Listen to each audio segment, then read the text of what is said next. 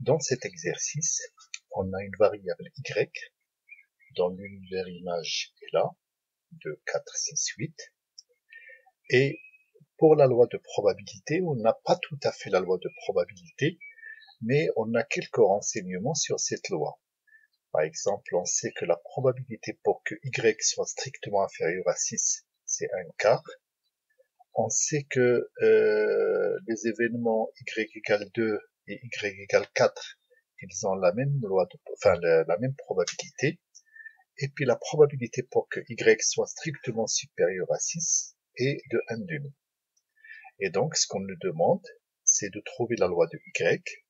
Ça veut dire la probabilité pour que y soit égal 2, 4, 6 et 8. Et après, une fois qu'on a trouvé la loi de y, calculer l'espérance de y et la variance de y. Alors, je vais commencer par déchiffrer ce que veut dire probabilité de y strictement inférieure à 6. Ça veut dire que y va prendre des valeurs strictement inférieures à 6, et quand on regarde le y de oméga, les valeurs de y de oméga qui sont strictement inférieures à 6 sont y égale 2 ou bien y égale 4. Donc si y est strictement inférieur à 6, c'est l'événement y égale 2 ou y égale 4. Mais comme les deux événements sont incompatibles, donc ça va faire la somme des deux probabilités. Or, je sais que P de y égale 4 est égal à P de y égale 2, donc ça va faire 2 fois P de y égale 2, c'est équivaut à 1 quart. Et donc, je peux déduire facilement que la probabilité pour que y égale 2, qui est la même chose que la probabilité de y égale 4, va donner 1/8, c'est-à-dire 1 quart divisé par 2 qui va donner 1/8. Voilà pour ces deux valeurs. Alors, ensuite, maintenant, je traduis ce que ça veut dire y strictement inférieur à 6. Ça veut dire que le y va prendre des valeurs supérieures strictement à 6, et quand je regarde sur y de oméga, eh ben, les valeurs de y qui sont strictement supérieures à 6, il n'y a qu'une seule valeur qui est 8. Donc, l'événement y strictement supérieur à 6, c'est exactement l'événement y égale 8. Et donc, qui a la même probabilité. Et donc, cette probabilité, d'après l'énoncé, elle est de 1/2. Voilà. Donc, j'ai déjà P de y égale 2, P de y égale 4, P de y égale 8, et il me reste tout simplement P de y égale 6.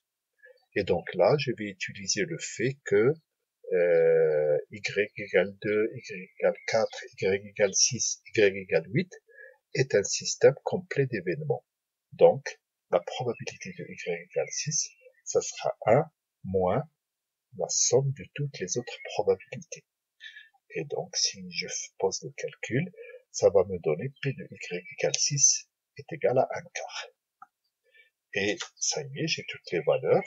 Donc, je peux faire le tableau de la loi de probabilité de y, donc pour chaque valeur de y, sa probabilité.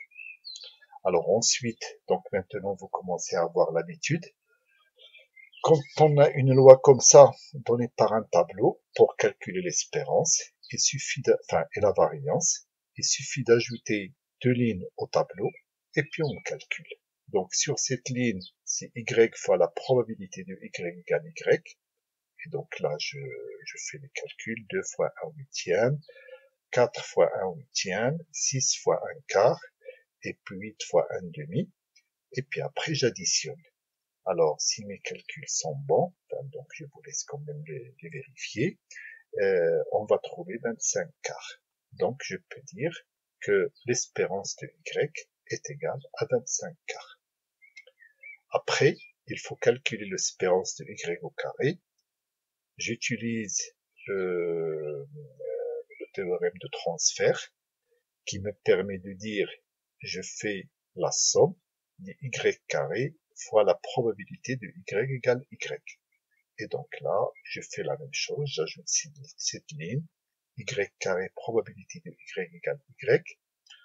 Donc 2 au carré fois 4/8, plus 4 au carré fois,